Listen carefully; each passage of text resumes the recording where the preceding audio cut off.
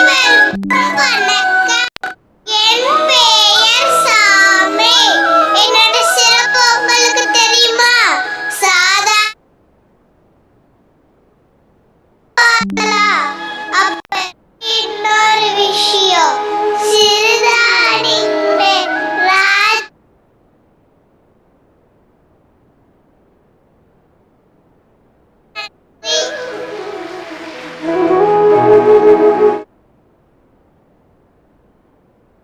அனைவருக்கும்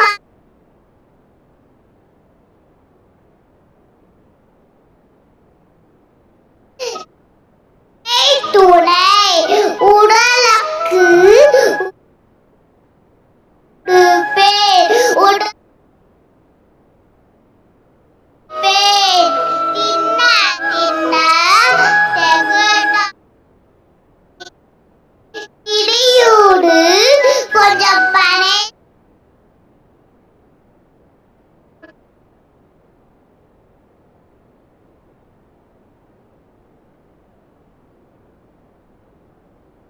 மிகவும் சுவையாக இருக்கும்.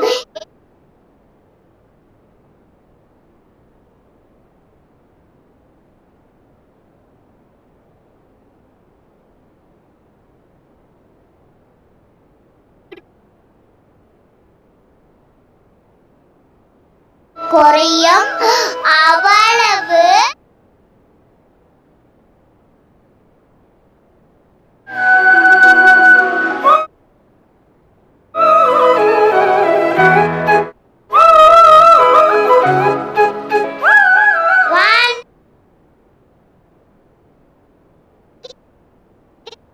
நான் உங்களுக்கு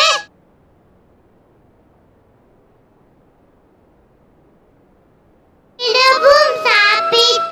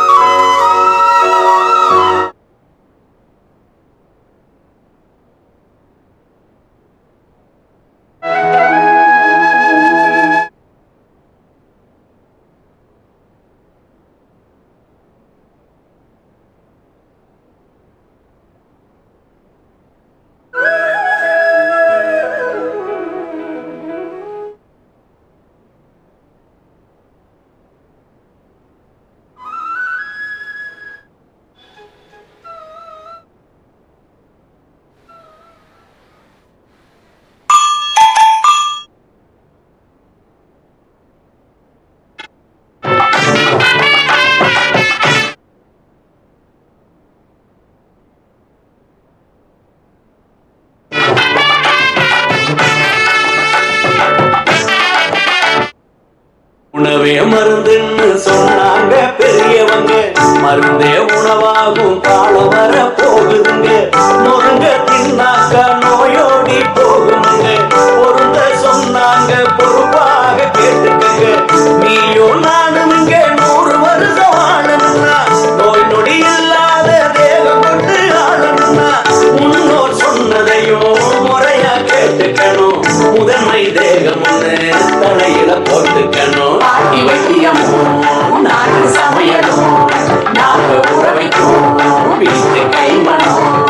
ஆறு சுவைகளை நானும் சேர்க்கணும்.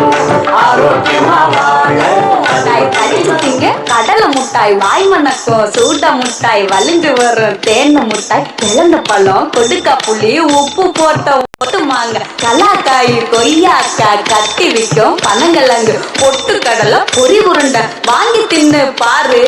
பாலுங்கால 100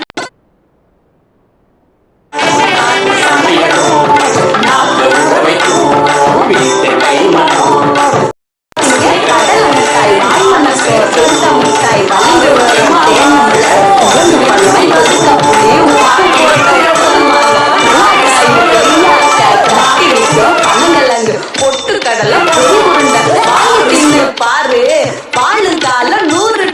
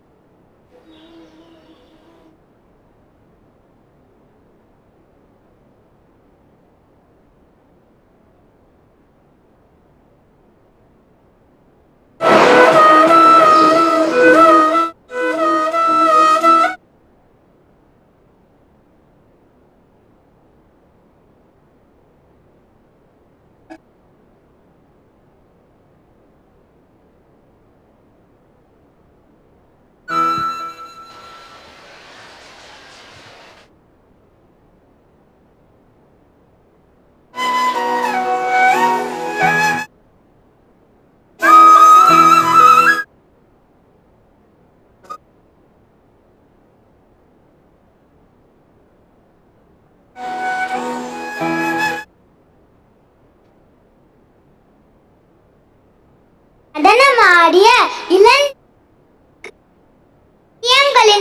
நன்றிகள்.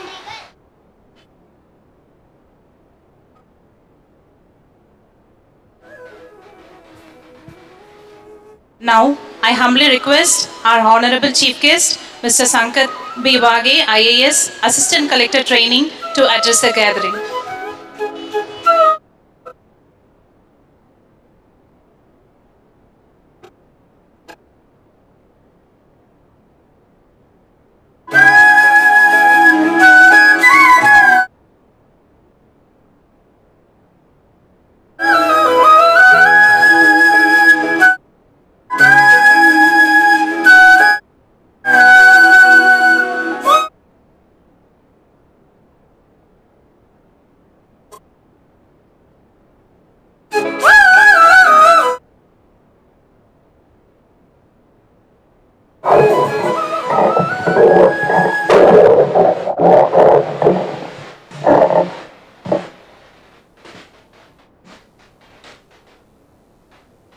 அனைவருக்கும் வணக்கம்.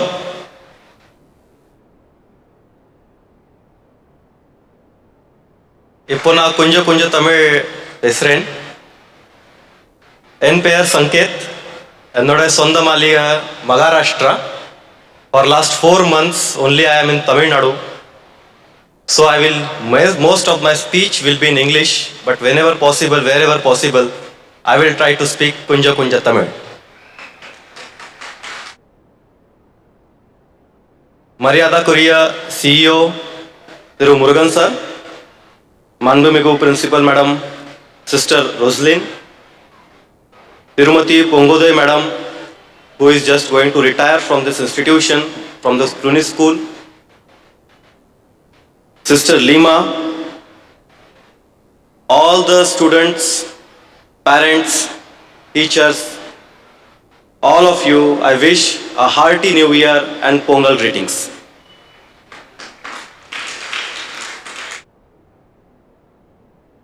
I am at very loggerheads with myself because this is a gathering where I have to address the children, a very small Kurandaigal who are very chinna, and I think I am overqualified to tell them anything because I have forgot everything which I could tell to the children.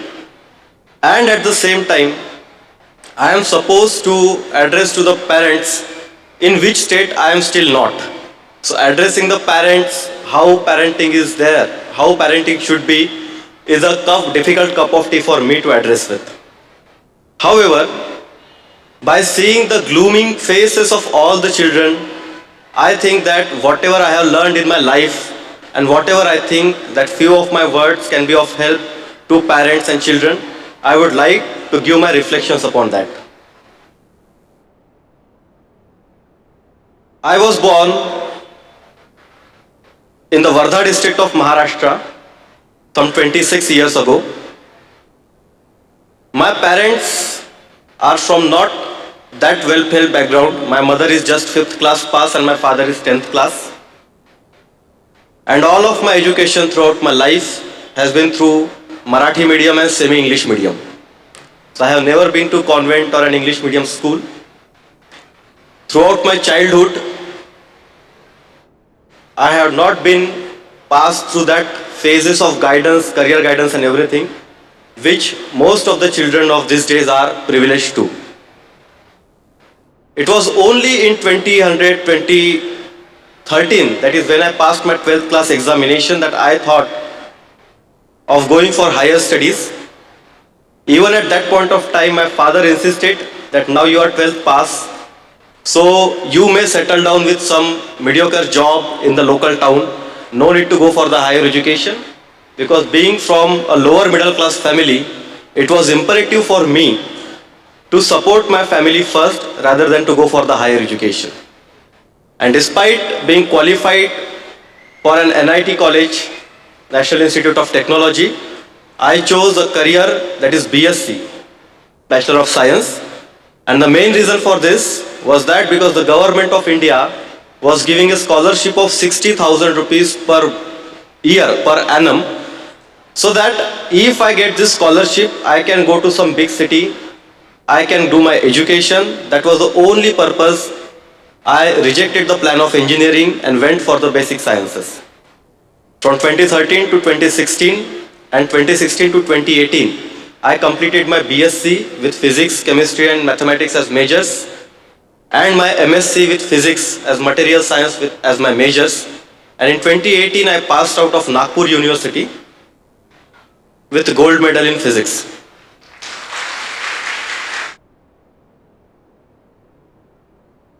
Till that time, nowadays we have this idea of career guidance, career orientation, but frankly speaking, I was an average student having no any such of career lineations.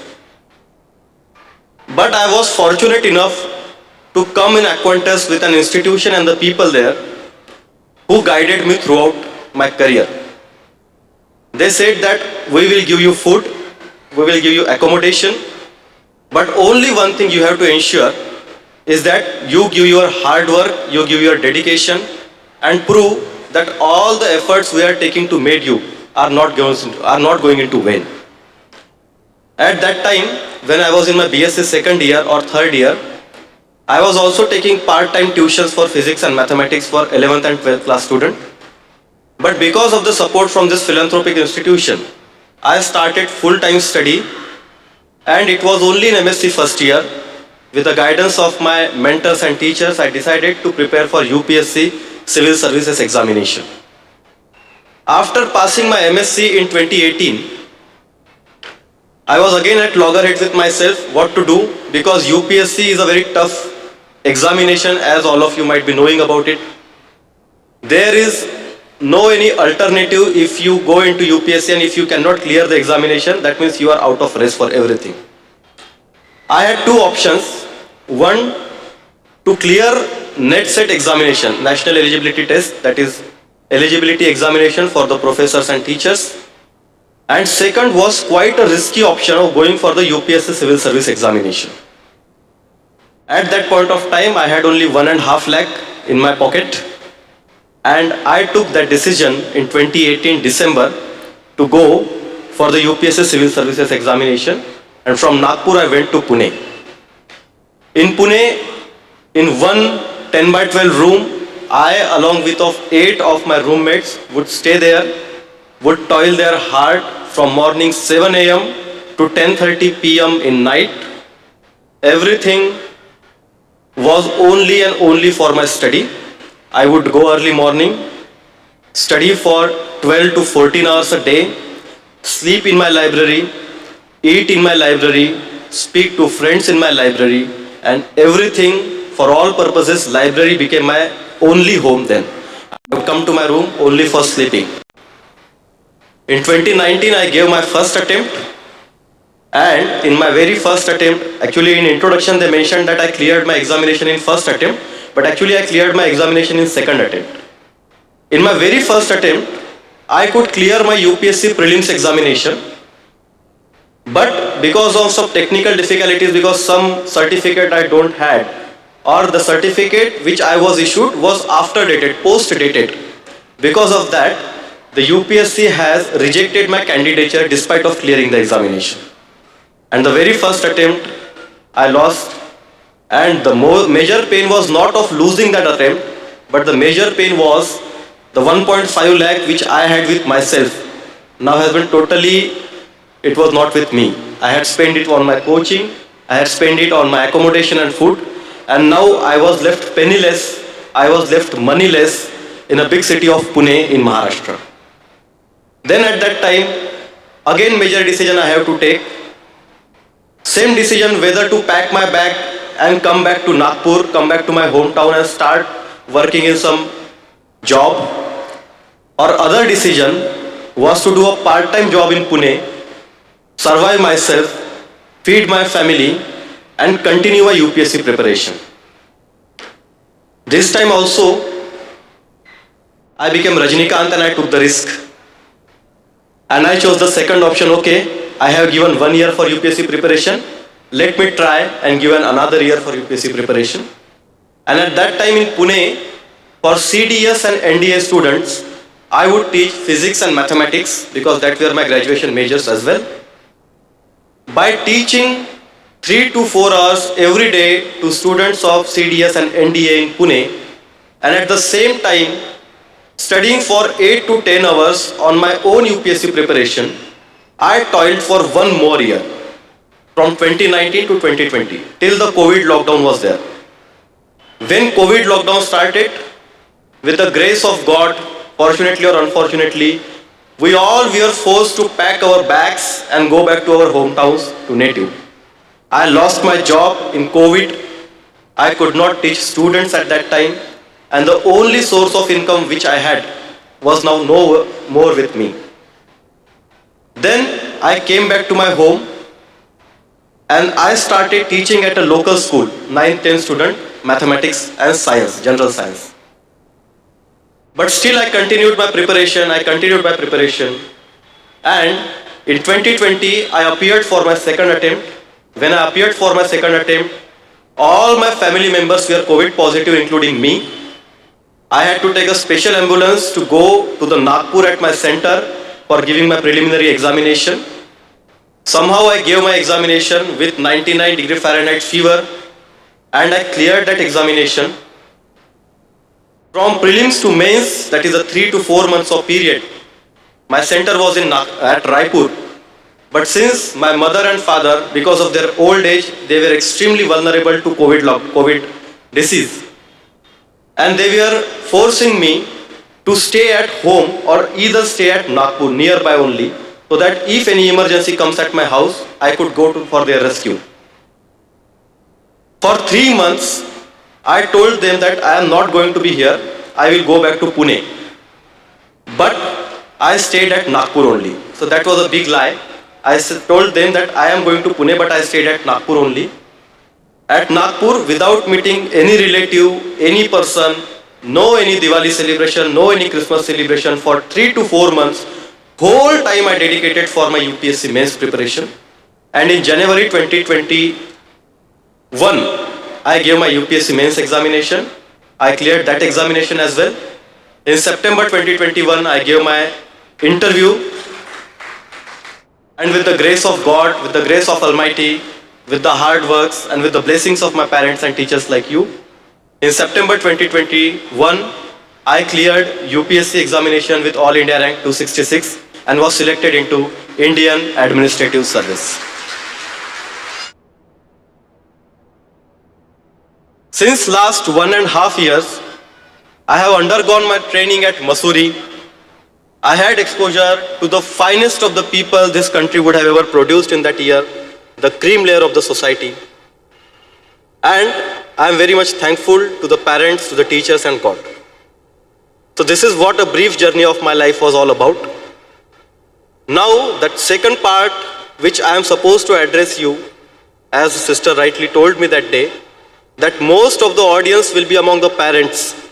So I think what should I address to the parents, because I am yet bachelor, I don't know what parenting means. And if any sort of gyan I will try to give you, then you will say someday to me, okay, first you become parent and then teach us this knowledge. So yes, parenting is altogether a different thing. But some wise people have given some wise advices about parenting. I think, and I quote those wise people, that in parenting any children, you should follow this 4-stage principle. The first few years of your children, of their grooming, should be filled with love, pampering and affection. Nowadays, because of an ultra-competitive and cutthroat competitive atmosphere, we expect a lot from our children at a very, very young age. And in those expectations, we also expect them to sacrifice their childhood for nothing. But in my opinion, and through my own grooming, I can say this, that first few years of your parenting, that is 3rd class, 4th class, till then, just give them enormous amount of love, affection and pampering. That is what a child needs. The child will take care of parents only if they feel belongingness with their parent, and that cord of belongingness can develop only in the early childhood. So this is the first part of the parenting. Second phase of parenting, once a child goes into 5th class or into the age of puberty and adolescence, start that journey, then you can start imparting discipline and values to your children. So in this phase of life, it is very important because there you are shaping the career, the life of your children. The character building education, the values to maintain them emotionally, this all values should be imparted in this part of life. After this, the third phase, once the child goes to college or junior college level, then at that time, the parents should come out of this discipline attitude and they should become friendly with their children.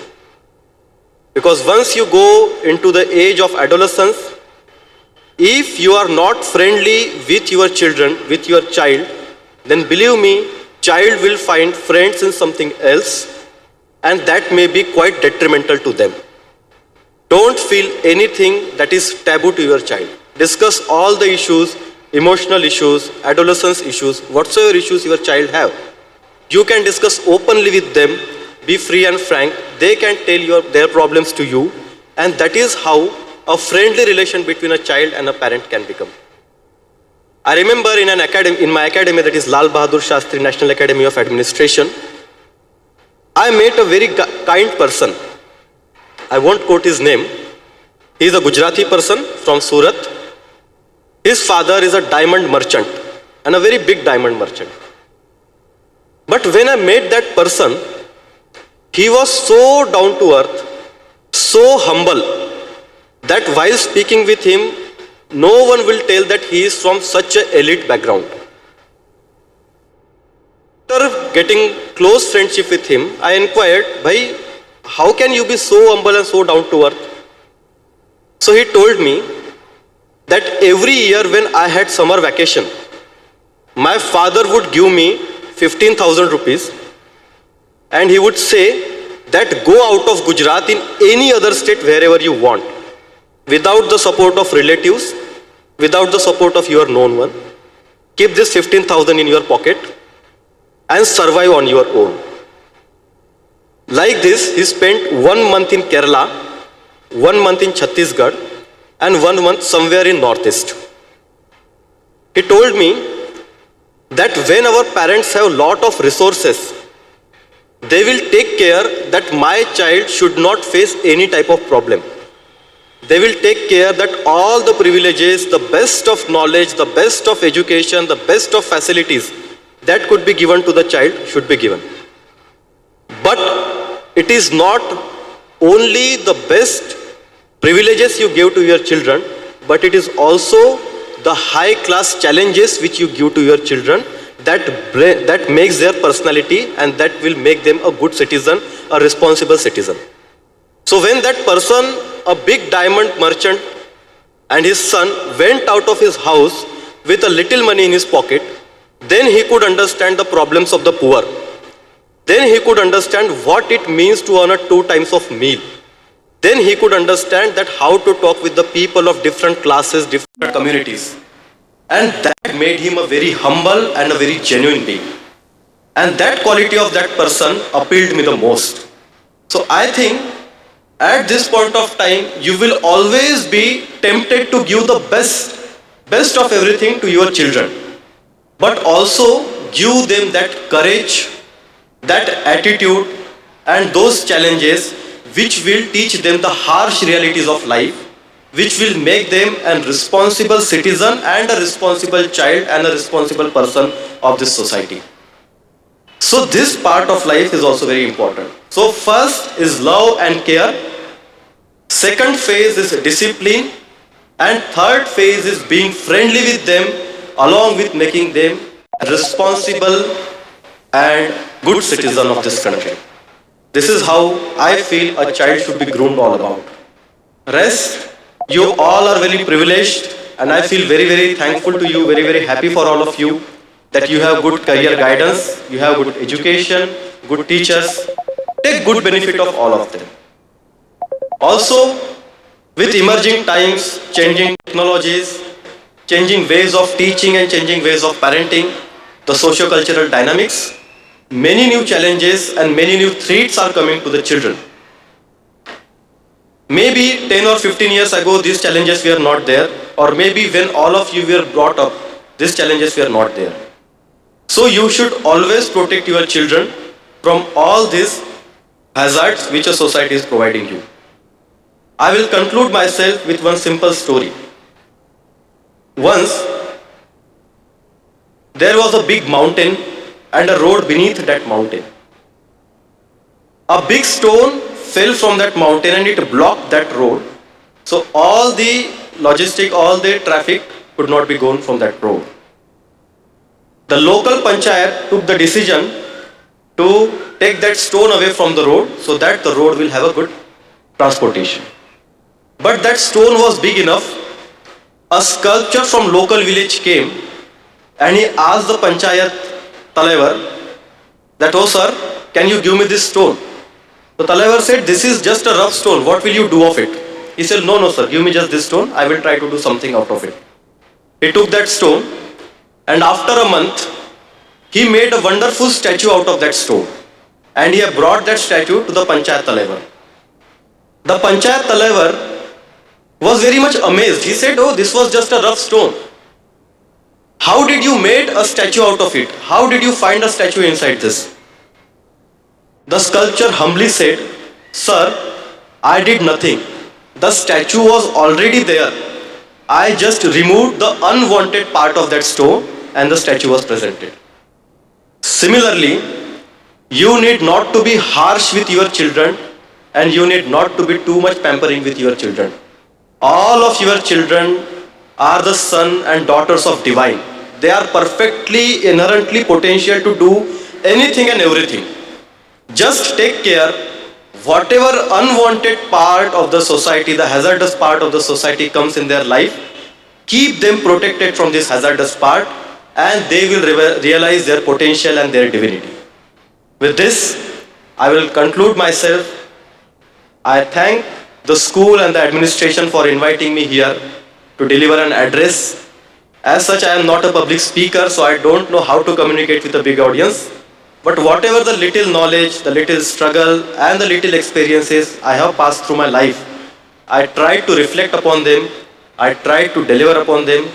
With this, அனைவருக்கும் வாழ்த்துக்கள், நன்றி, வணக்கம். Thank you.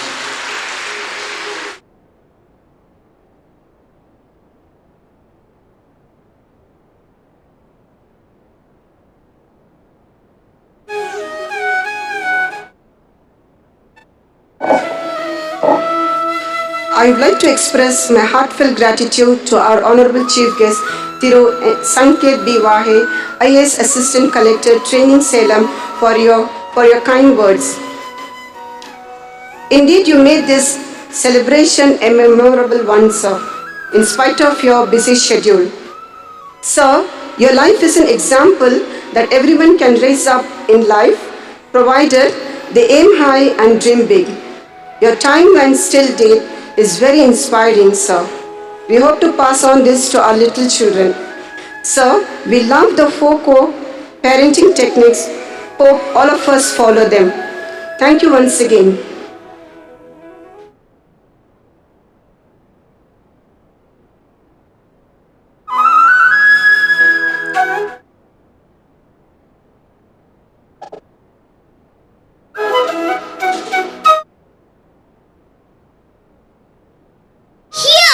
We have our growing farmers ready to express their gratitude. They are here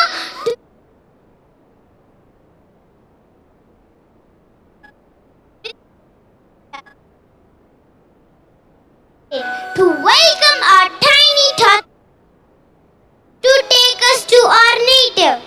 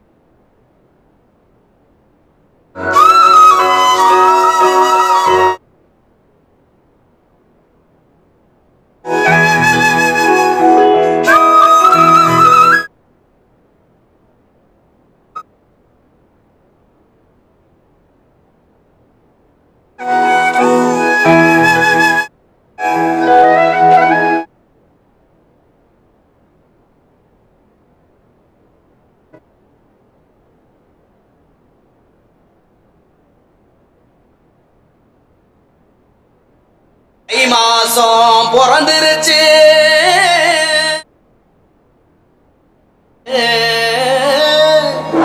இனி தனம் சேரும்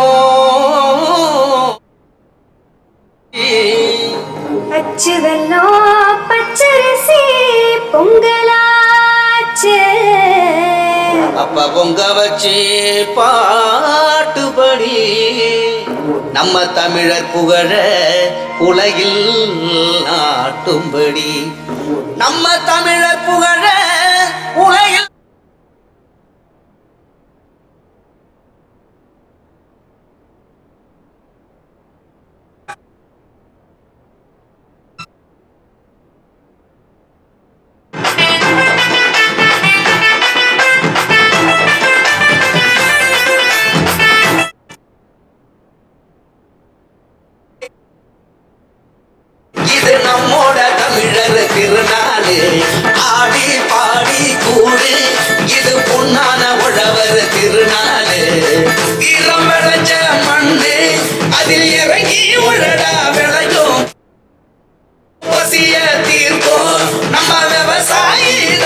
கண்ணு கண்ணு மாட்ட வணக்கம் மானமுள்ள மனுஷ பயனுகனாக மாப்புள்ள போல உங்க சீரும் பொங்கி புவி இது போக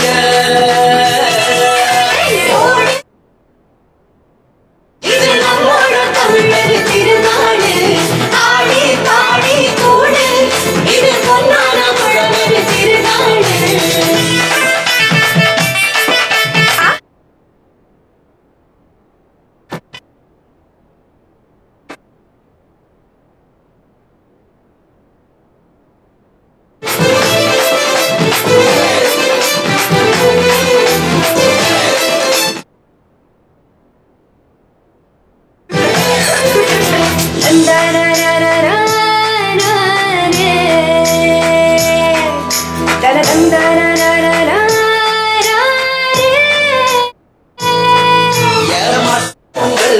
ஜல்லிக்கட்டு அதுக்கு வாடி வாசல் கலையும் கட்டும்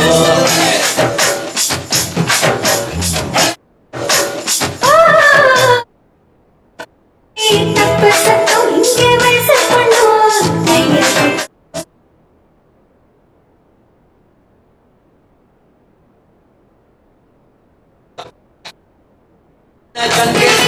சிலு சத்தம் வானம் கிழிக்கட்டும் உரிய உடைக்கத்தான் ஊரே அளமோதும் முடியாது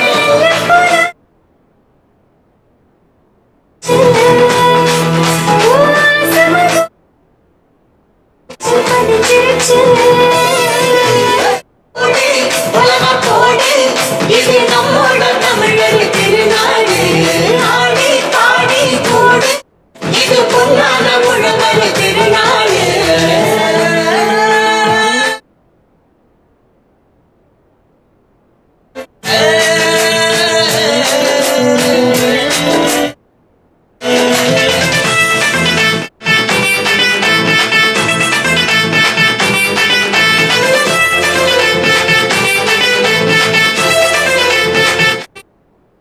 எவட்ட கல்லு தூக்கி வீசும் தமிழ் ஜல்லிக்கட்டு வீரனான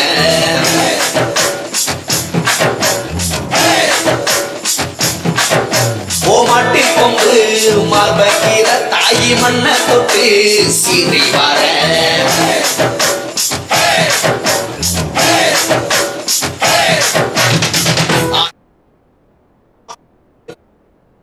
சில பாட்டம் ஊரே ஆடும் கல் மனசெல்லாம் இனிக்கும் கரும்பாட்டம் இனிச்சி இருக்கட்டும் எல்லா நாளும் மதங்களெல்லாம் மக்கள் மனசுக்குள்ள அன்ப தங்கரைக்கும் போட்டி கொலவ போட்டு இது நம்மோட தமிழர் திருநாடு ஆடி பா இது பொன்னான உழவர் திருநாடு இளம் விளைச்ச மண்ணு அதில் இறங்கி உழையும் பொண்ணு ஊரு பசிய தீர்க்கும் நம்ம விவசாயிடாரு வணக்கம் மானமுள்ள மனுஷ பயனுகனாக மாப்பிள்ள போல உங்க சீரும் பொங்கி குவிது போக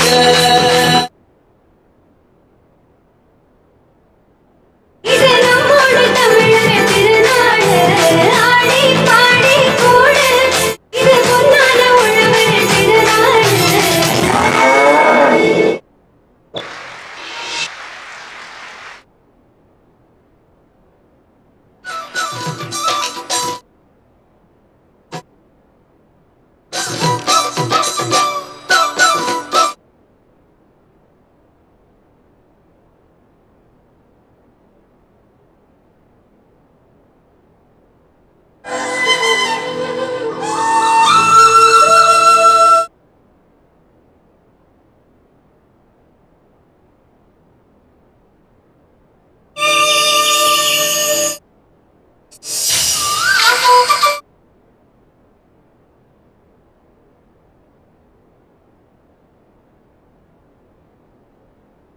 That was a dazzling performance.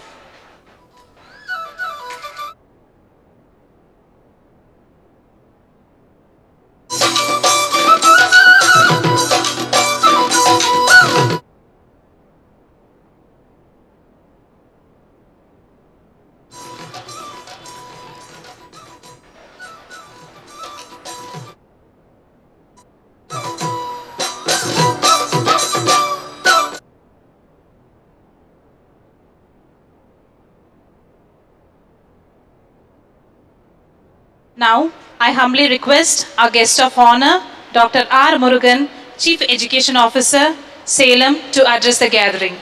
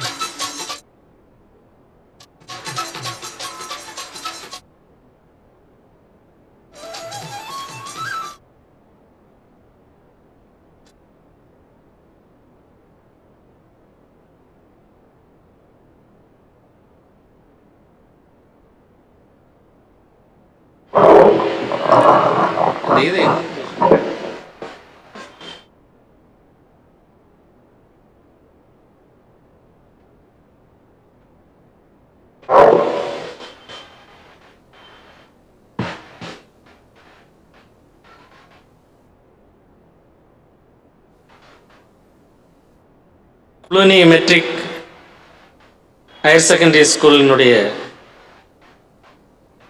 இந்த கலை விழாவில் கலந்து கொண்டு சிறப்பு செய்த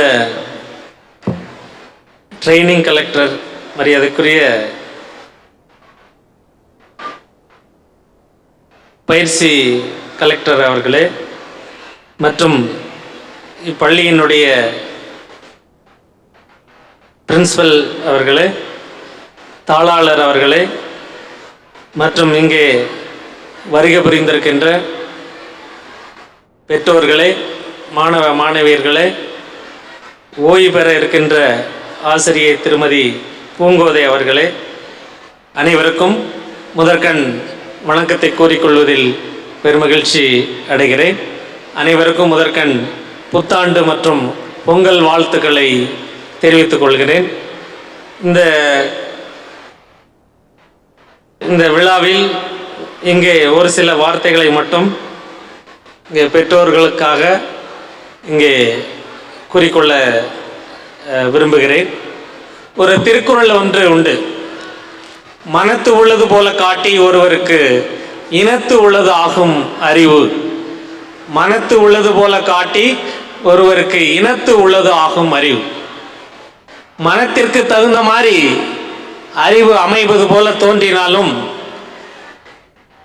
இனத்து உள்ளது ஆகும் அறிவு.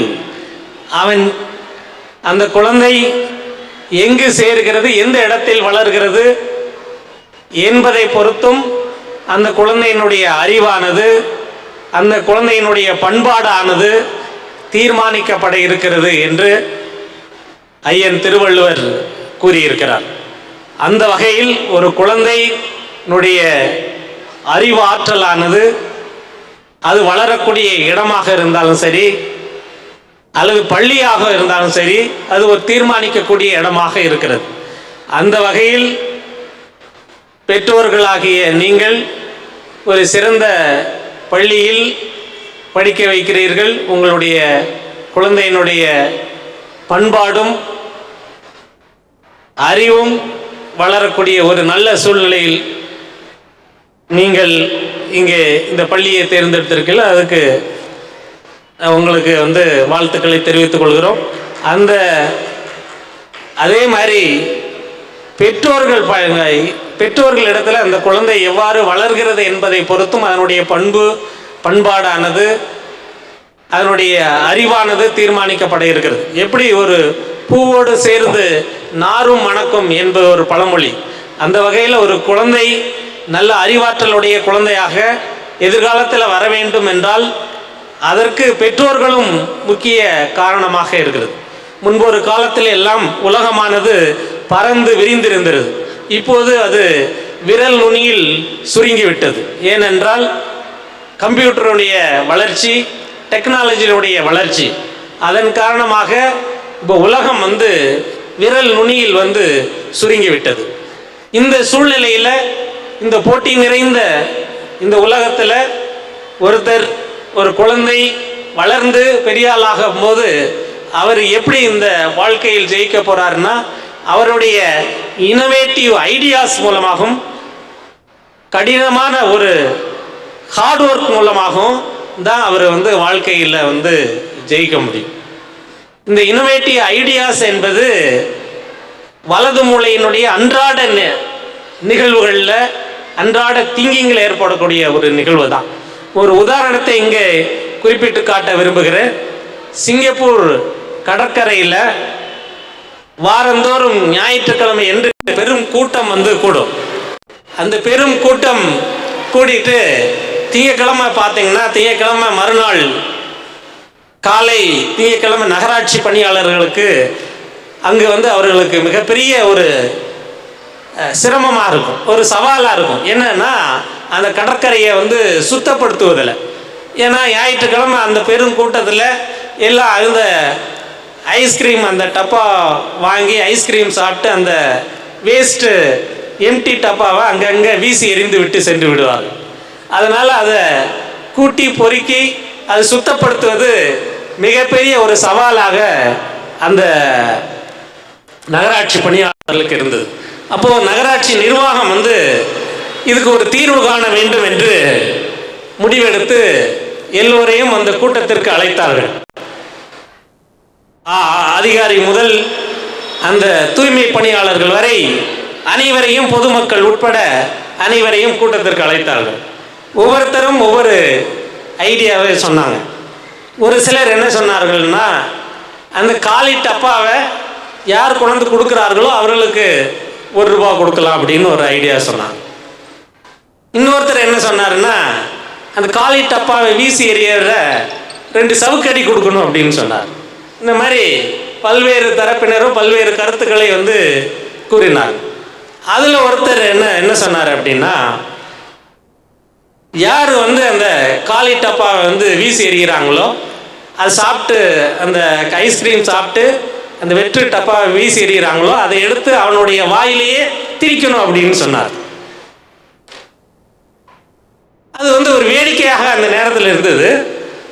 அது என்ன வேறு ஒரு கோணத்தில் எப்படி அதை சிந்திச்சார்கள்னா, வாயில் திணிச்சா என்ன, அது திணிக்கும் போது சாப்பிட்ற மாதிரி திணிச்சா என்ன அப்படின்னு ஒரு ஐடியா தோணுச்சு. அதுதான் வந்து கோன் ஐஸ்கிரீம்.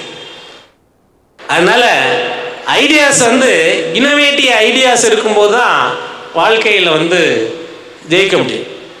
பெப்சி நிறுவனத்தினுடைய மிக பிரம்மாண்டமான விளம்பரத்தை வந்து கொக்கோ கோலா நிறுவனம் நத்திங் அஃபீஷியல் அபவுட் இட்னு சொல்லிட்டு ஒரு சின்ன சொற்றொடர் மூலமாக விளம்பரம் பெருசாகி அந்த கோடிக்கணக்கான ரூபாய் வந்து வசூல் செய்யுது.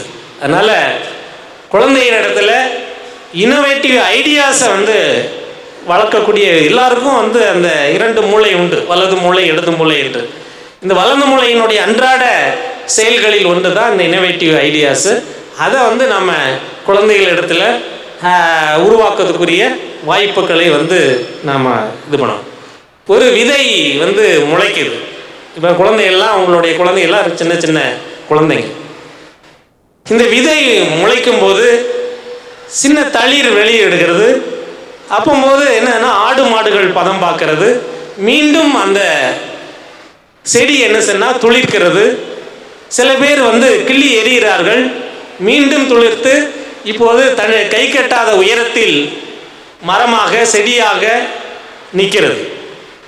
அந்த மரம் என்ன செய்யணும், பறவைகளுக்கு கூடாய், மனிதர்களுக்கு 20-60 அச்சமாய் கொடுத்து கொண்டு இருக்கிறது. இது எதனால் என்றால், அந்த செடியினுடைய, அந்த மரத்தினுடைய வேரினுடைய விடாப்பிடியான உறுதி. என்ன உறுதி என்றால், நீரை தேடி அது அதனுடைய வேரை எங்கும் திசை எங்கும் பரப்புகிறது. ஸோ அன்பிற்குரிய பெற்றோர்கள் மாணவர்களுக்கு, குழந்தைகளுக்கு உறுதியை கற்றுத்தர வேண்டும். என்ன பிரச்சனை வந்தாலும் அது விடாப்பிடியான ஒரு நம்மளுடைய இலக்கை அடைவதற்குரிய விடாப்பிடியான உறுதியை வந்து கற்றுத்தர வேண்டும். இதை வந்து பெற்றோர்கள் கவனத்தில் கொண்டு செயல்படுமாறு கேட்டுக்கொள்கிறேன். அதற்கப்புறம் பார்த்தீங்கன்னா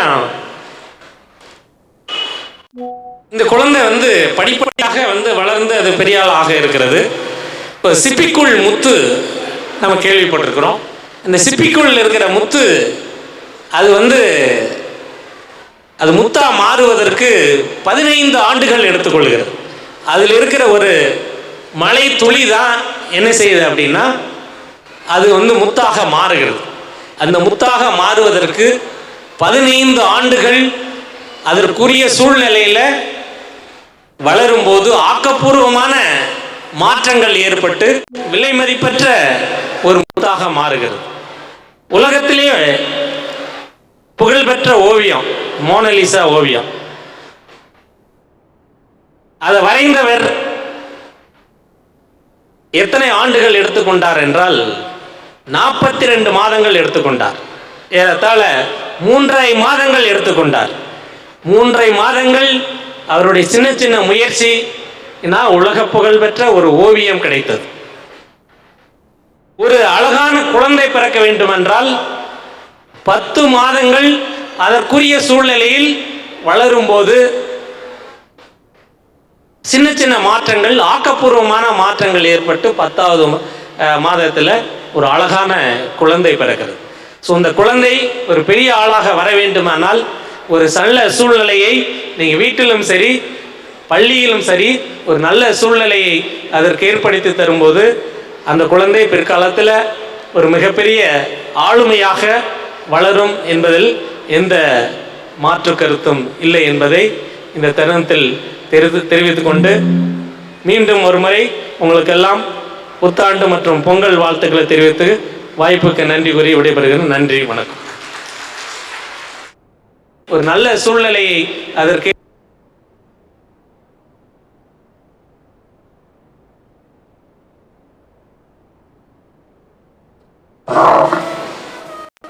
எம் பொங்கல் விழாவை சிறப்பித்து தந்த டாக்டர் முருகன் அவர்களுக்கு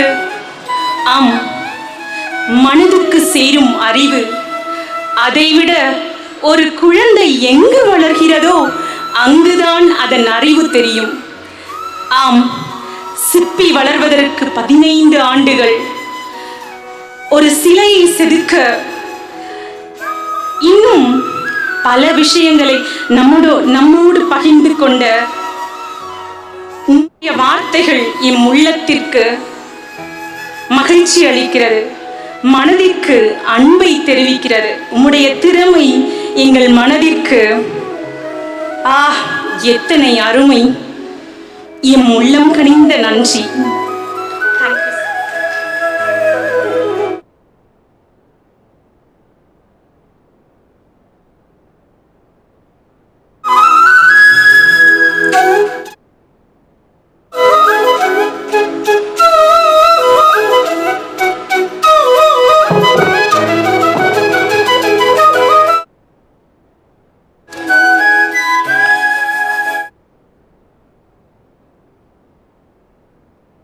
பொங்கல்னா என்னவென்று தெரியுமா உங்களுக்கெல்லாம்?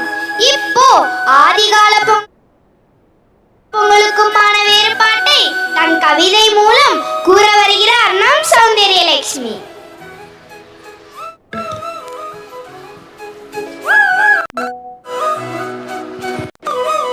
இங்கு கூடியிருக்கும் அனைவருக்கும் எனது முதல் கண் வணக்கத்தை தெரிவித்துக் கொள்கிறேன். மாதவன் புகழ் பாடி மாதவன்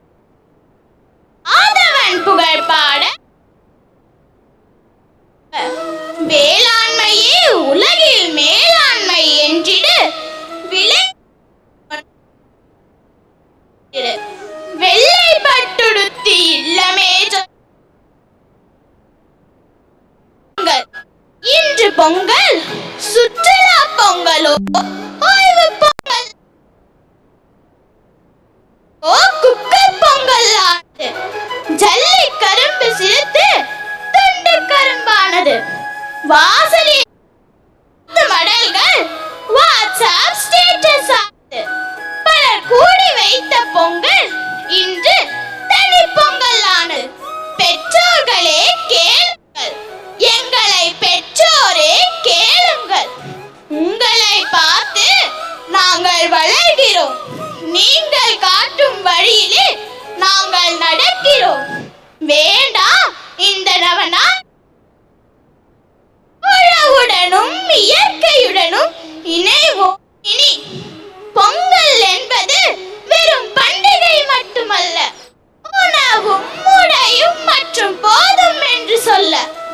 பொங்கல் போல் நம் வாழ்வும் பொங்கட்டும். இனியாவது எங்க குல உழவன் கையோங்கட்டும். இயற்கை சீற்றங்கள் குறையட்டும். நாங்கள் தலை நிமிர தானியங்கள் குவியட்டும். பொலிவுடனே பொங்கட்டும் இவ்வாண்டு பொங்கல். நிரந்தரமாய் தங்கட்டும் செல்வ செழிப்பும் மகிழ்ச்சியும் நம் வாழ்வில். இறைவா, நீ இன்று கொடுத்ததை என்றும் தருவாய் என்ற நன்றியுடன் கொண்டாடுவோம்.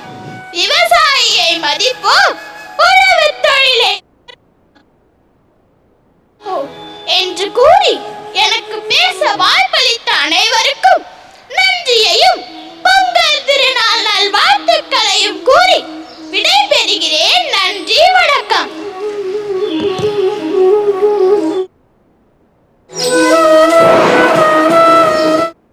அருமை அருமை. பொங்கலின் மேன்மையை கவிதை மூலம் கூறிய சௌந்தர்யாவுக்கு நன்றி.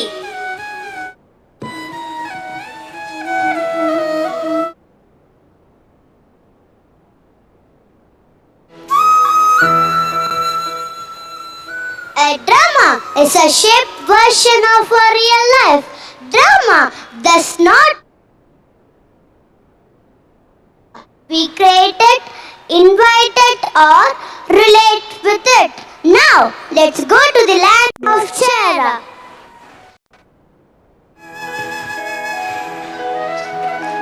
மலை சூழ் நகரான சைலத்தை சிறப்பாக ஆண்டு கொண்டிருக்கும்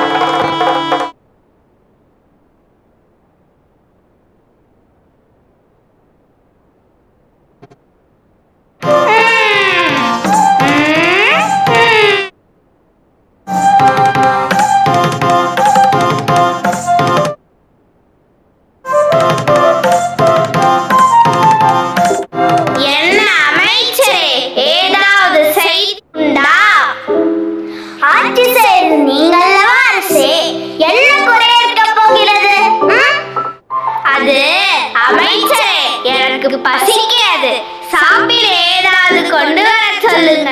நீங்க தான் க்ளூனி ஸ்கூல் மாதிரி பொங்கலுக்கு 2 நாளைக்கு முன்னாடியே லீவு கொடுத்து அனுப்பி விட்டீர்களே. சமையல் செய்வது கூட யாருமே இல்லை. என்னது? இருங்க. என்ன?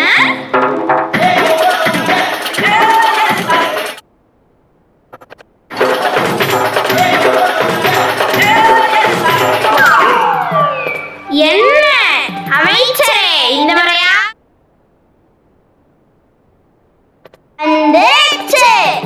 என்ன புதுசா இருக்கு? அரசே, நேற்று நான் கோவிலுக்கு செல்லும் வழி பார்த்தேன் அரசே. மன்னா, குவா குவா குழந்தையில இருந்து பௌ பௌ பகவாய் தாத்தா இது கையிலே வச்சிருக்காங்க. அமைச்சரே, எனக்கு பசிக்கிறது. இதான் எனக்கு சாப்பாடு. மன்னா, உங்களுக்கு என்ன வேண்டும்? பீஸாவா, பர்கரா? என்னம்மா? ஷவர்மா.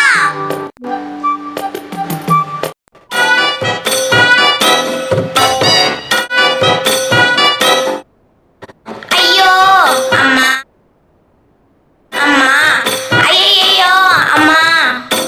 என்ன மந்திரியாரே, ஆட்டம் அதிகமா இருக்கு. அரசே, அந்த அமைச்சர் பேச்சை கேட்காதுங்க. ஏன்? எதனால்? அரசே, அந்த பெட்டியிலிருந்து தான் சேமியாவோ உப்புமாவோ அது என்னமான்னு தெரியல அரசே. அது ஷவர்மா. என்னம்மா? ஷவர்மா. அரசே, நமது நாட்டின் வளமையும் செழுமையும் அறிந்த இவர்கள் இதையா சாப்பிட்டார்கள்? மழையே இல்லாத காலத்திலும் கூட சிறுதானியங்கள் விளைந்து நமது உணவு களஞ்சியம் நிரம்பியது. அந்த சத்தான உணவை எப்படி மறந்தார்கள்? தான் அரசே, இந்த ஃபாஸ்ட் ஃபுட்டை நம்ம நம்பவே கூடாது. நம் விவசாயம் கொடுத்த இயற்கை உணவான கம்பு, சோளம், ராகி இதெல்லாம் செஞ்ச ஆடை, களி, கூழ், கம்பசோறு இதெல்லாம் சாப்பிட்டால் நம் உடம்புக்கு நல்லது அரசே. நல்ல வேளை இந்த அமைச்சர் சொன்னதை கேட்டு அப்பப்பா நானும் வயிற்று வலியில ஆட்டம் இருப்பேன். அரசே, உணவு தான் இல்லை உங்க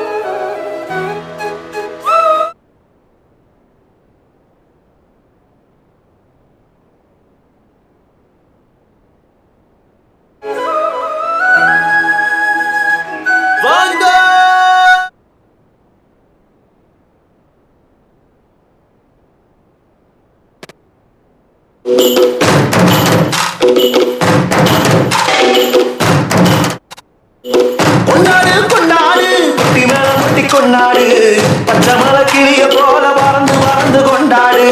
நாடு நம் நாடு, பொண்ணு விளைகிற தென்னாடு. ஆயிரம் இருந்தாலும் கடவுளுக்கு தாய் வீடு. கொண்டாடு கொண்டாடு, கும்மி கொட்டி வந்து கொண்டாடு. வித்து ஒண்ணு விதைச்சாக முத்து கொட்டது மலையெல்லாம் சொட்டு சாகுற விதையல்.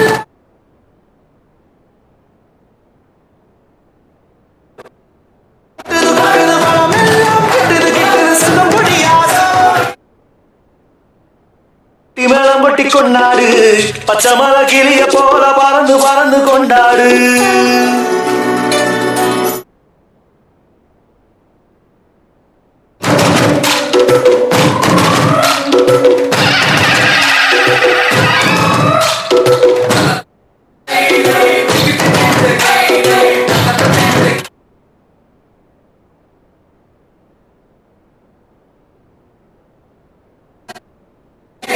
கொண்டாடு, குட்டி மேளம் கொட்டி பச்சை மலை கிளிய போல பறந்து பறந்து கொண்டாடு.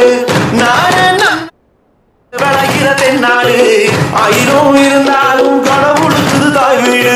கொண்டாடு கொண்டாடு கும்மி கொட்டி வந்து கொண்டாடு.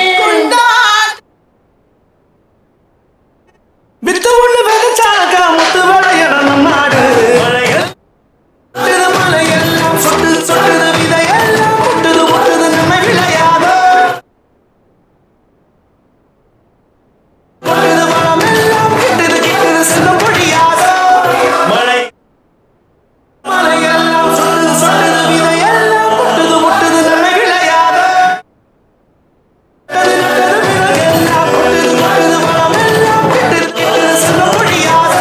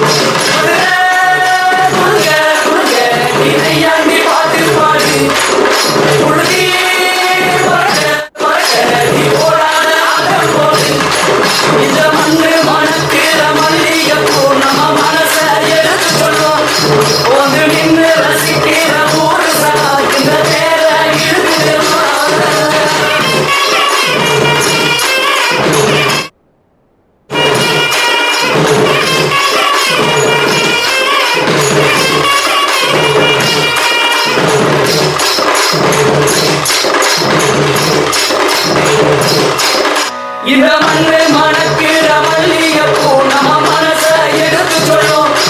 வந்து நின்று ரசிக்கிற ஊரு சனம் இந்த தேர இழுத்து செல்லும்.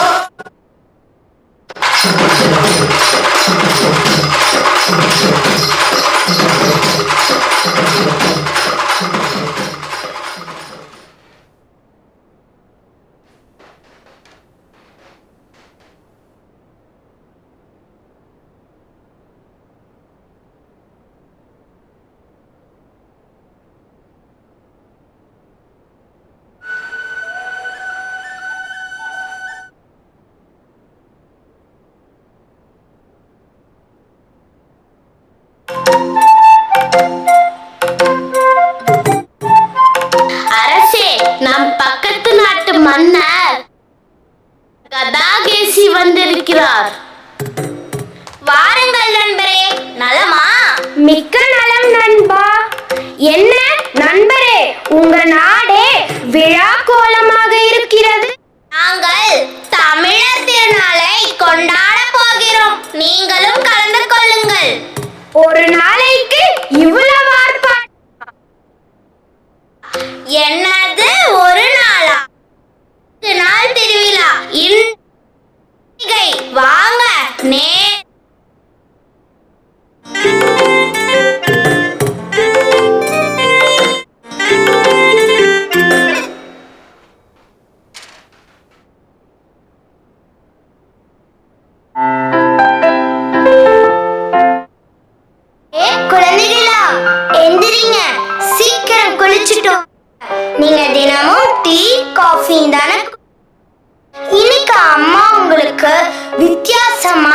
கம்பத்துல மோர் ஊத்தி கரைச்சு வச்சிருக்கேன், வாங்க குடிக்கலாம்.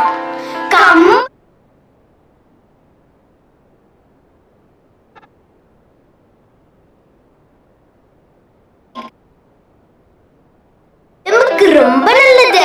சீக்கிரம் குடிச்சிட்டு எனக்கு ஒரு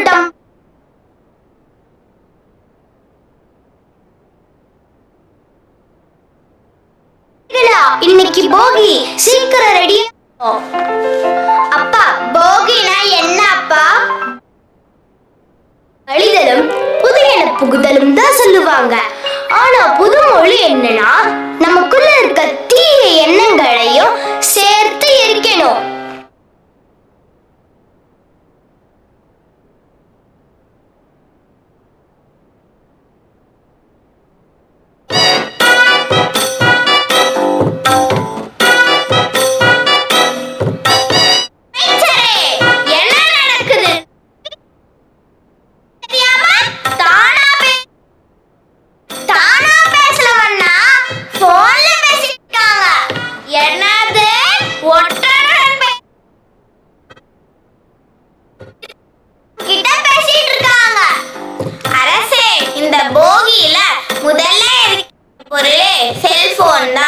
சாப்பிட்றப்போ, தூங்குறப்போ, நடக்கிறப்போ, ஏன் கழிப்பறைக்கு கூட செல்போனை தான் எடுத்துட்டு போறாங்க.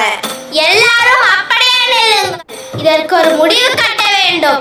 இந்த போகியில் தேவையில்லாத நேரத்தில் எண்ணங்களையும் தான் இருக்க வேண்டும்.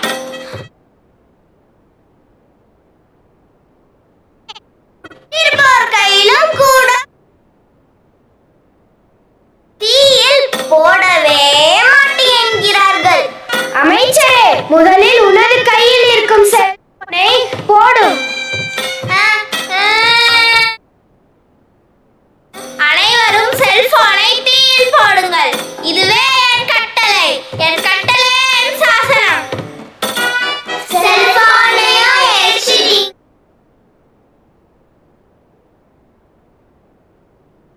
கவலைப்படாதீங்க, நம்ம க்ளூனி தேவதைகளின் குதிரை. ஓ பார்க்கலாமே.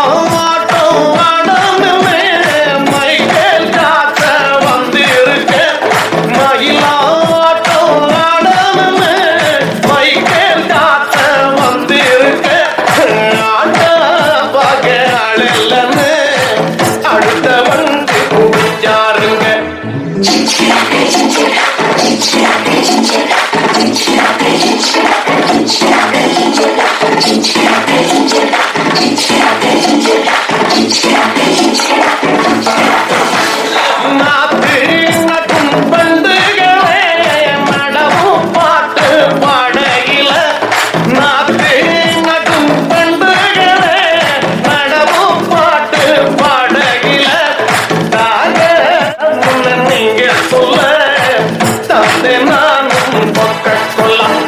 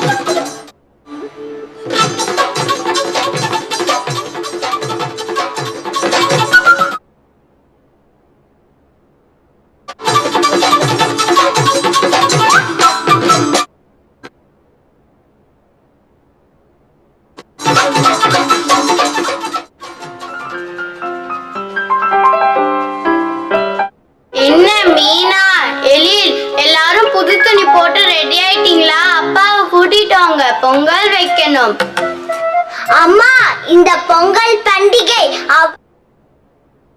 விடுமுறை இல்லாமல் உழைக்கிற விவசாயிக்கும் இயற்கைக்கும் நன்றி தெரிவிக்கும் திருவிழா. நன்றி தெரிவிக்கும் திருவிழா எப்படிமா? லாக்டவுன் நேரத்துல எதுவுமே கிடைக்காமல் இருந்த போதும் கூட நமக்கு அரிசி, காய்கறி, சிறுதானியங்கள் சாப்பிடுறதுக்கு தேவையான எல்லாமே கிடைத்தது. விவசாயினால் தான்மா. அவங்க விடுமுறையை எடுக்காமல் உழைச்சதுனால்தான். அவங்க சேத்துல கால வச்சாதான் நம் சோத்துல கைய வைக்க முடியும். சரி சரி, பொங்கல் வைக்கலாம் வாங்க. ஏமா மண்பானையில பொங்க வைக்கிறோம்? அந்த காலத்துல மண்பானையில் இயற்கை உணவை சமைச்சு சாப்பிட்டனால தான் எந்த நோயும் இல்லாம 100 வயசு வரை வாழ்ந்தாங்க. அம்மாடியோ 100 வயசா? வாங்க. வெள்ளமா வேண்டாம், நல்லதெல்லாம் உனக்கு பிடிக்காது. அம்மா, இந்த லேஸ் எல்லாம் வெள்ளத்துல வருமாமா? அம்மா, எம்மியா இருக்குமா? வாடா என் மவனே, வெள்ளத்தை சாப்பிட்டால் கல்லு மாதிரி ஆகலாம். கடலை, எள்ளு, கம்பு, வரகு, திணை, சாமை, குதிரைவாலி, சோளம் போன்ற சிறுதானியங்களை வெள்ளத்தில் கலந்து சாப்பிட்டால் அதோட சுவையே தனி. ஏமா நீ வெள்ளத்தை போட்டு பொங்கலை வைமா? இந்த சிறுதானியத்தை பத்தி உங்களுக்கு ஒண்ணுமே தெரியல. அதனாலதான் இந்த ஆண்டு சிறுதானியம் கொண்டாட அரசு அறிவிச்சிருக்கு.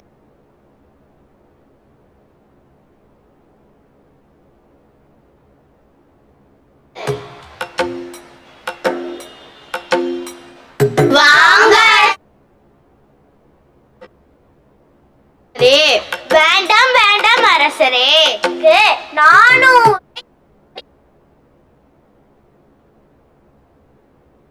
இது வெள்ளத்துல செஞ்சது மன்னா.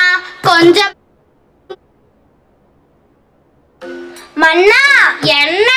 நம்ம நண்டு சிண்டல்ல. வாங்க பார்க்கலாம்.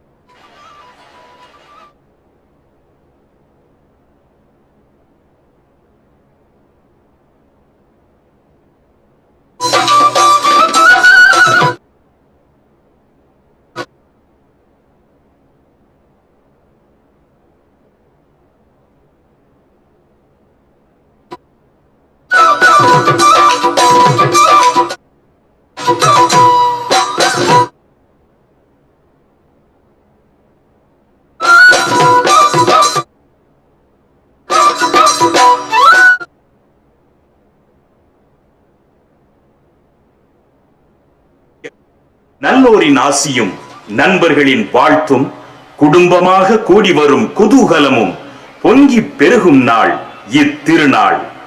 இருள் ஒளிந்து பகைமை மறைந்து மகிழ்ச்சி பெருக்கெடுக்கும் மங்களகரமான இந்த நல்ல நாளில் இசை முழக்கி நடனம் செய்வோம், இணைந்தொன்றாய் என்றும் வாழ்வோம்.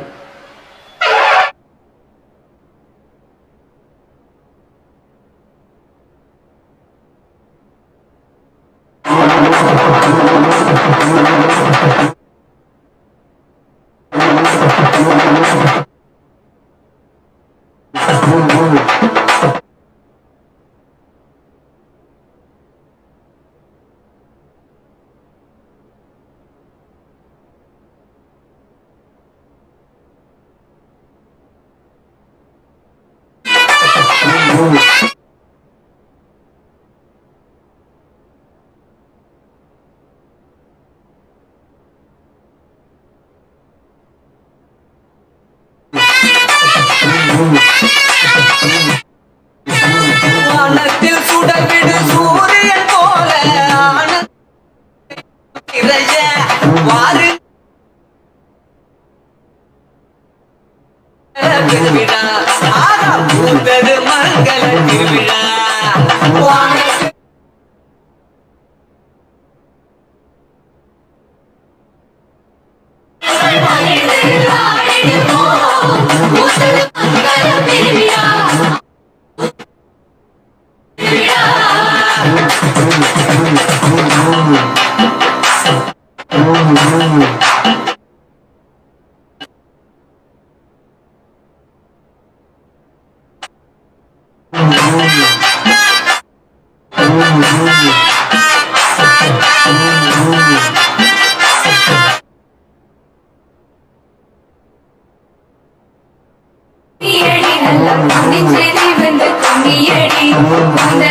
முடிச்சு பூக்கள் சூடி குதிச்சு ஆடி கும்மியடி கும்மியடி கும்மியடி நல்ல வந்து கும்மியடி கூந்தல் முடிச்சு பூக்கள் சூடி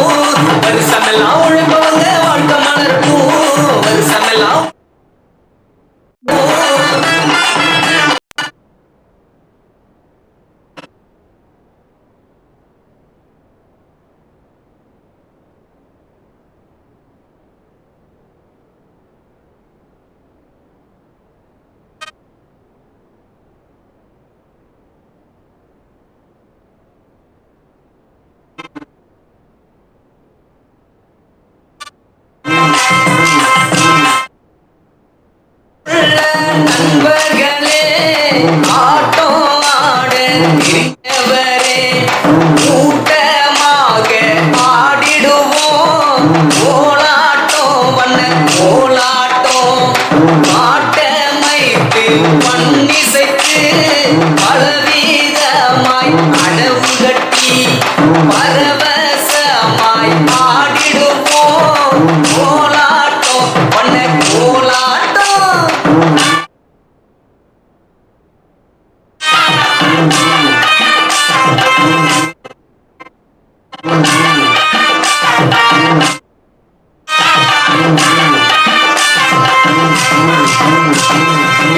இல்லாதோரை தேடி சென்று என்ற உதவி செய்திடுவோம்.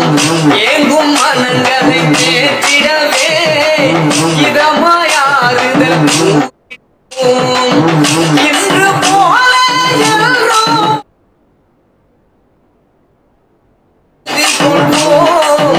எல்லாருமே எல்லாம் பெற்று இனிதாய் இங்கே வாழ்ந்திடுவோம். அன்னை இனிதாய் வாழ்ந்திடுவோம். இனிதாய் இங்கே வாழ்ந்திடுவோம். அன்னை இனிதாய்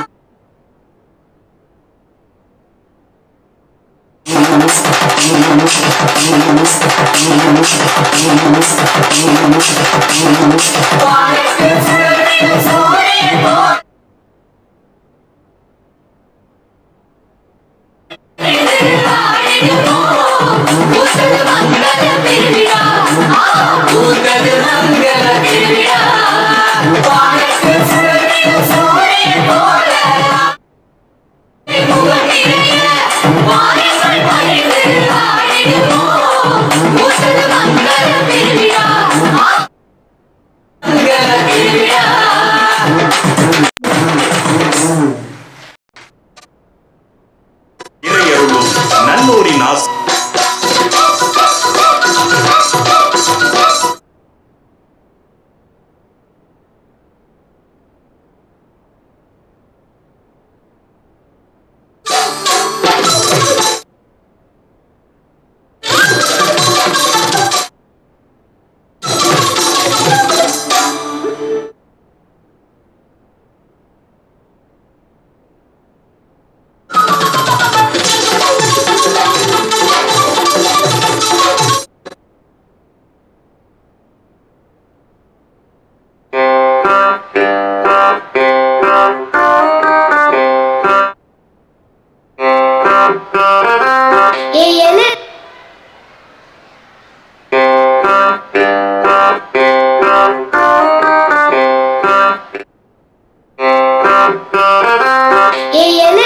என்ன பண்ற?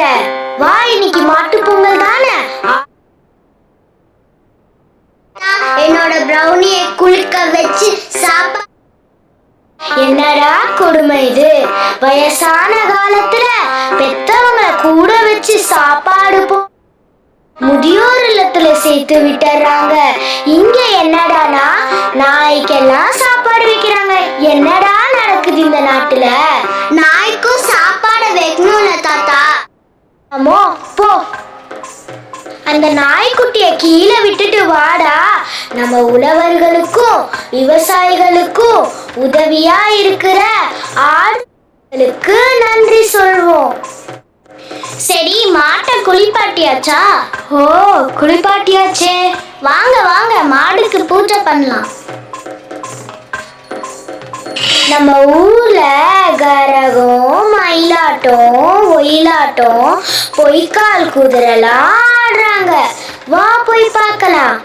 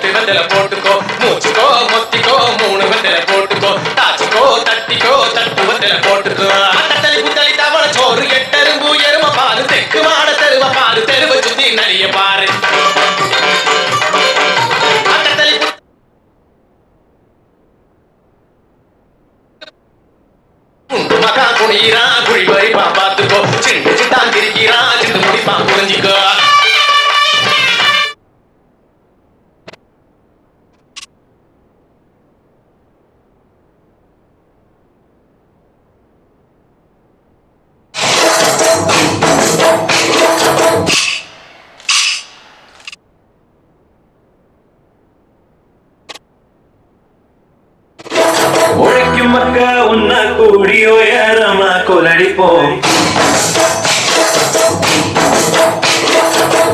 கெடுக்கும் மூடு பழக்கம் ஒழிஞ்சு போக கொள்ளடிப்போம். மக்கா உன்ன கூடி உயரமா கொள்ளடிப்போம். கெடுக்கும் மூடு பழக்கம் ஒழிஞ்சு போக கொள்ளடிப்போம். மக்கா உன்ன கூடி உயரமா கொள்ளடிப்போம்.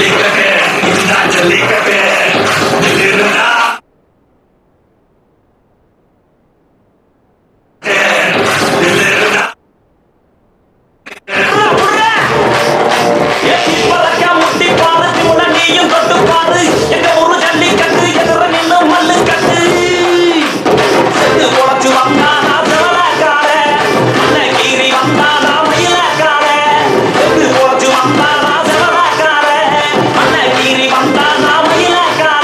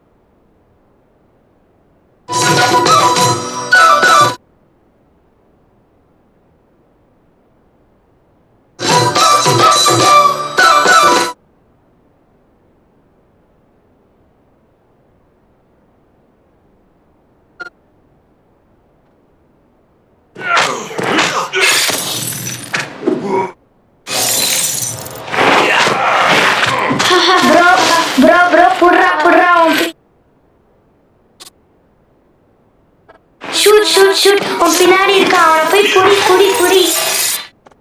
என்னங்க நம்ம பேர பிள்ளைங்க பண்டிகை நாள் அதுமா என்னென்னமோ பேசுறாங்கங்க, எனக்கு பயமா இருக்குதுங்க. டேய் கிஷோரு, கிரண், என்னடா பண்றீங்க?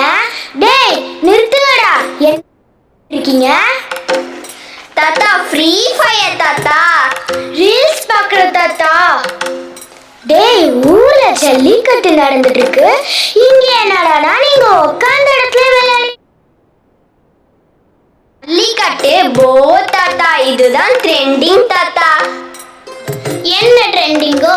அந்த காலத்துல நாங்க கில்லி பாடி கபடி பச்சை குதிரை விளையாடுதல் ஓடி பிடித்து விளையாண்டோம். நாங்க சாயந்திர நேரத்துல மண்ணுல கை வச்சு வேர்த்து விறுவிறுத்து விளையாடினோம். எங்களுக்கு எந்த தோல் நோயும் வரல, கண்ணும் கெட்டு போகல. இங்க என்னடானா வீட்டிலேயே இருந்தா கூட எல்லா நோயும் வருது, கண்ணும் கெட்டு போகுது. சரி சரி, அந்த போனை தூக்கி போட்டு வாங்க, முதல்ல தாத்தா பாட்டி காலில் விழுந்து ஆசீர்வாதம் வாங்கணும். நல்லா இருங்க நல்லா இருங்க. ஆசீர்வாதம் வாங்கியாச்சு, வாங்க எல்லாரும் ஜல்லிக்கட்டு பார்க்க போலாம்.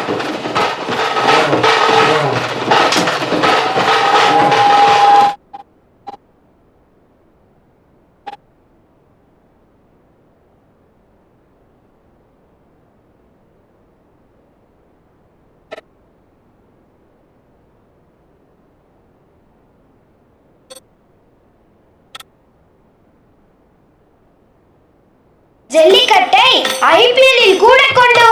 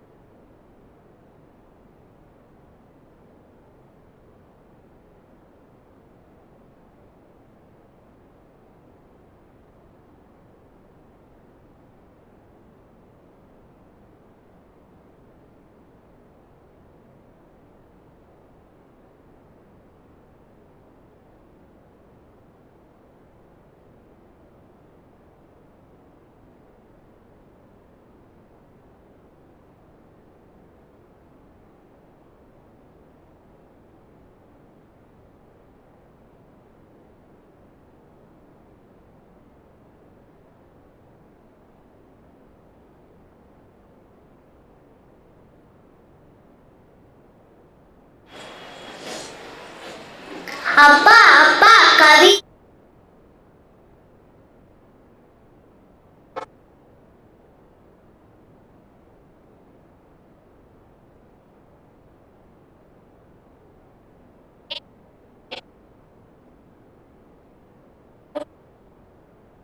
இந்த பொங்கலிலிருந்து அனைத்து பெற்றோர்களும்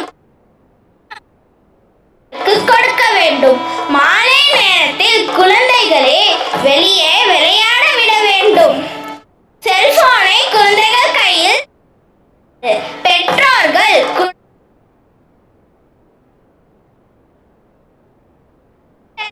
என் கட்டளை சாசனம்.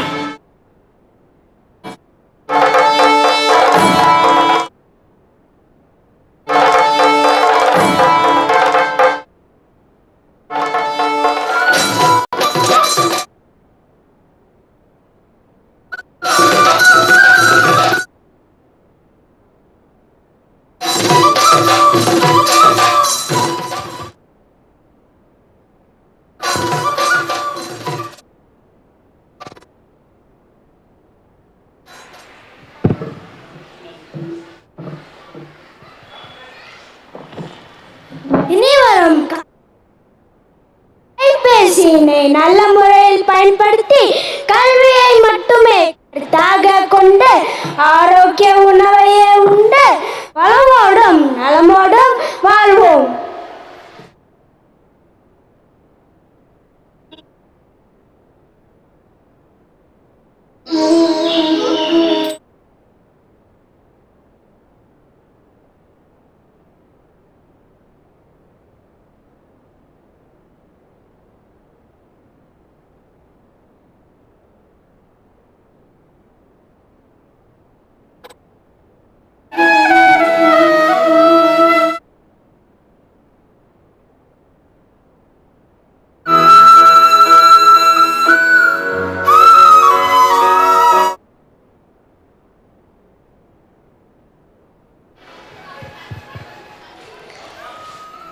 Now sit back and listen to what Shivani has to say about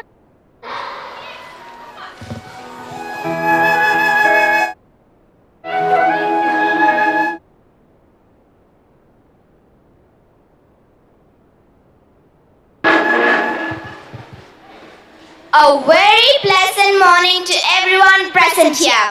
We have gathered here on this joyous occasion to enjoy and celebrate one of the Dravidians' religious festival. Before going into the festival more, let me give you a festival. India is a land of festivals, celebrating numerous festivals every year.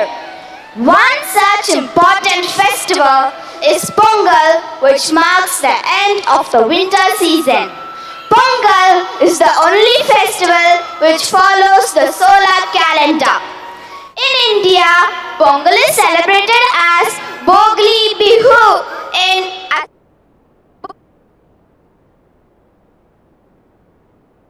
Sankranti in Maharashtra. Not only in India, but Pongal is also celebrated during the Sangam age. Pongal was observed in the name of Power.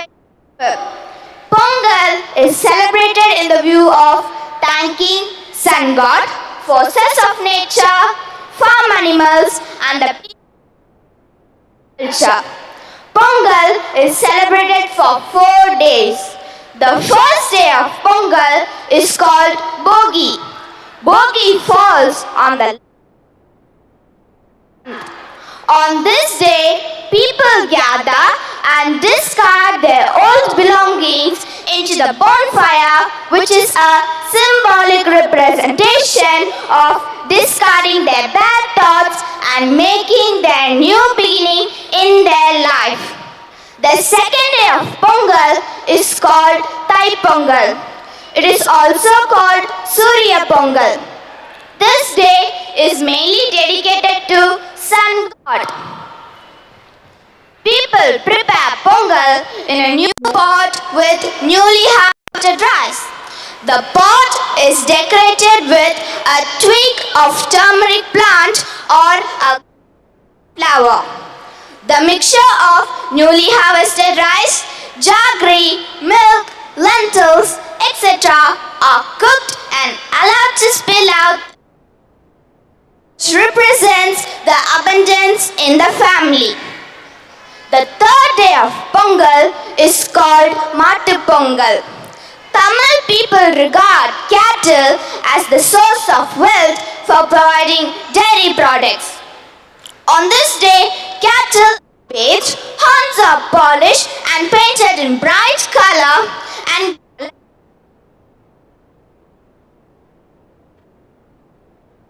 people pay their tribute and express their gratitude to cattle. The famous Yer Taludal, also known as Jallikattu, a traditional event, is observed on this day. The fourth day of Pongal is called Kanum Pongal. It is the last day of Pongal. It is celebrated as Thiruvalluvar Day. Kanu means to view or visit. Before concluding my speech, I would like to say that the festival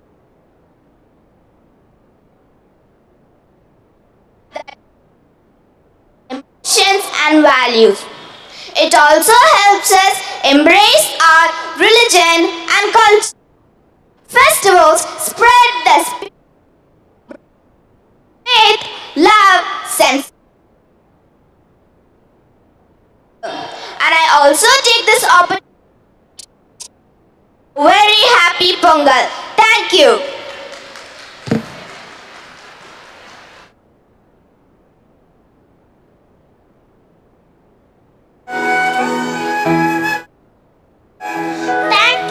Thank you, Shivani. That was indeed a speech.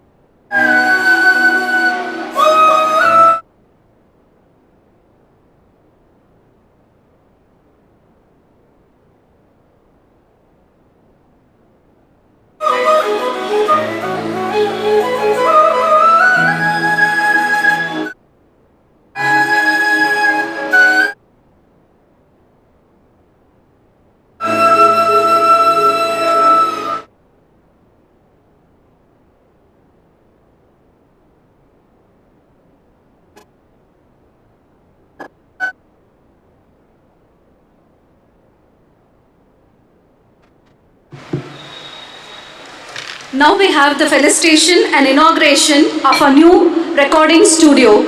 I cordially request Sister Lima, Sister Roslyn, Sister Jennifer, and our PTA executive members, Mr. Sendil Nathan and Mr. Ulaganambi, to come up to the dais.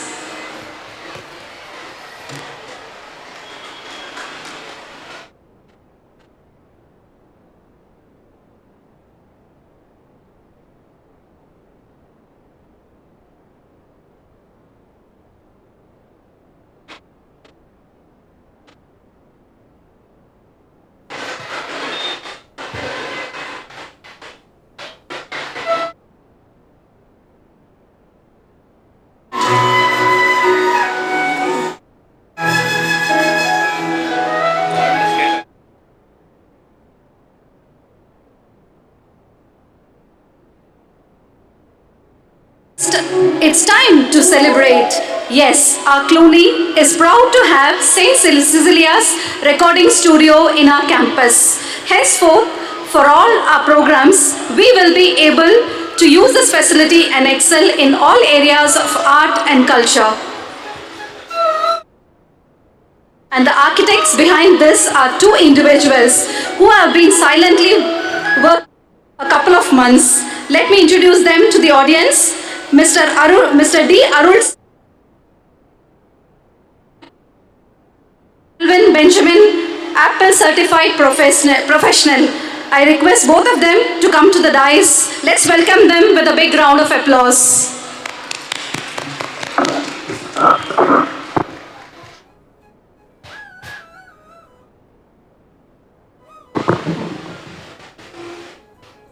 Now I humbly request Reverend Sister Lima to felicitate Mr. D. Ponadai.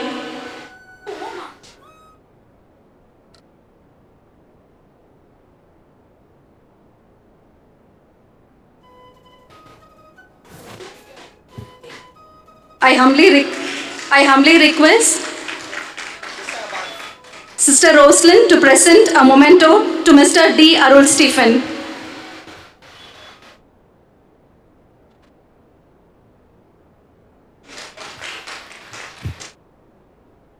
Now I request Sister Jennifer to felicitate Mr. Alvin Benjamin with a Ponadai.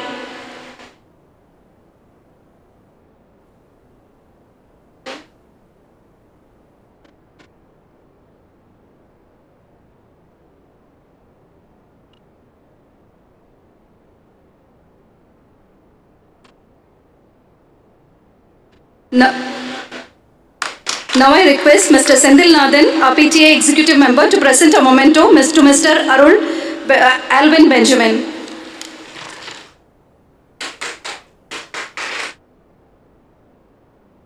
Now I request Mr. Ulaganambi to present a memento to the carpenter and the electrician, Mr. Sahayam and Mr. Danny.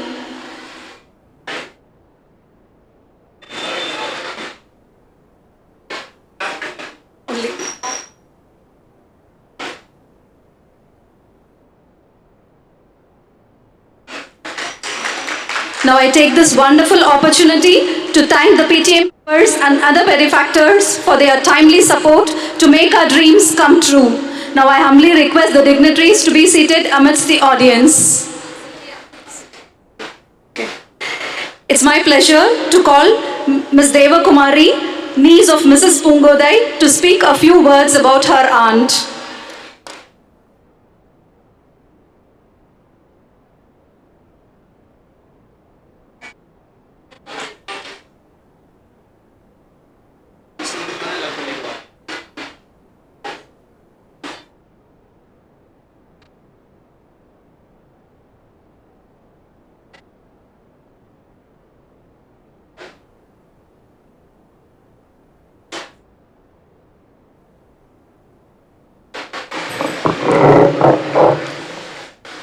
A very good afternoon to everyone present here. I would like to share a few words on behalf of my aunt, Mrs. Pungodai. She has served in this institution for 33 years. From the bottom I express my deep sense of gratitude to our correspondent, Reverend Sister Lima, our beloved principal, Reverend Sister Roslyn, and all other Cluny sisters for giving an opportunity to serve in her mother home. Thank you, sisters. I owe my sincere thanks to all the sisters, Sister Nora, Sister Maria Teresa, Sister Boniface, Sister Emelda, Sister Annan, Sister Anita, Sister Jacinta, Sister Laila, Sister Lily Paul, Sister Leonie, Sister Lucy, Sister Gloria Sama, Sister Jennifer, Sister Diana, Sister Roslyn, our principal, and Sister Grace, guiding and being supportive during her journey. At this juncture, I would also like to extend my gratitude to all these teachers and students for making this day a very special one. All the happy memories spent in this school will remain for many more years. Once again, thank you one and all.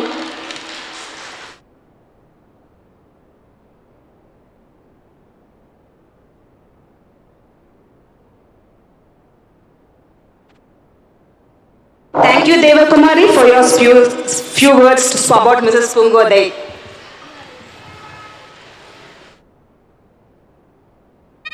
I invite Miss.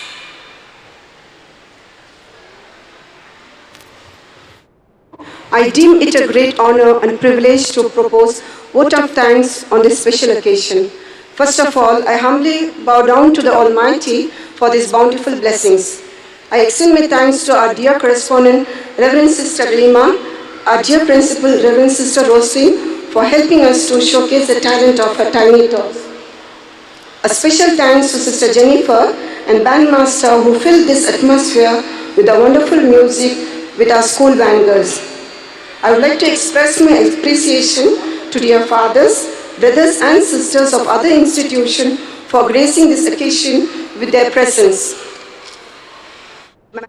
Thanks to our school benefactor and PTA members for their unconditional support. My sincere thanks to dear teaching and non-teaching staff for their tireless work for this annual function. A big word of appreciation to our Master John, Mr. Alvin, Benjamin and Mr. Arul Stephen for enhancing the program with sound and light effect. My heartfelt gratitude to CTN channel, press and the photographers for the limitless support. I thank Mrs. Pungote and her family members for being a part of this celebration. A word of appreciation to our parents who are always there to encourage us. A specific word of thanks to all the Akkas and Annas for their meticulous work. Extend my gratitude to the Department of Police and Salem Corporation for their great support. Once again, I wish each and everyone a very happy and prosperous Pongal. Thank you. Now humbly welcome everyone for the inauguration of our school new recording studio. Thank you. Now I request Father Jerome to inaugurate and bless Cluny St. Cecilia's recording studio.